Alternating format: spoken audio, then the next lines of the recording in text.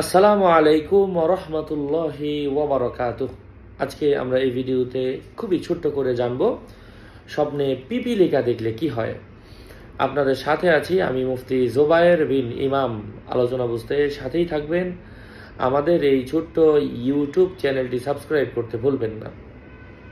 পিপিলিকা হলো লোভী এবং দুর্বল ব্যক্তির প্রতীক।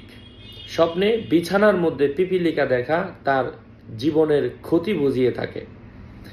কেউ কেউ বলেন পিঁপড়া দেখা তার আত্মীয় স্বজনের ক্ষতি হওয়া এটা প্রমাণিত হয়।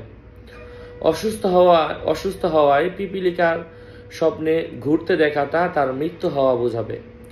যদি কোনো ব্যক্তি স্বপ্নে দেখে পিপিলিকা খাবার নিয়ে তার ঘরে প্রবেশ করছে, তাহলে তার ঘরের সম্পদ বৃদ্ধি পাবে। আর যদি ঘর থেকে খাবার নিয়ে বের হতে দেখে, তাহলে দারিদ্রতা আসবে।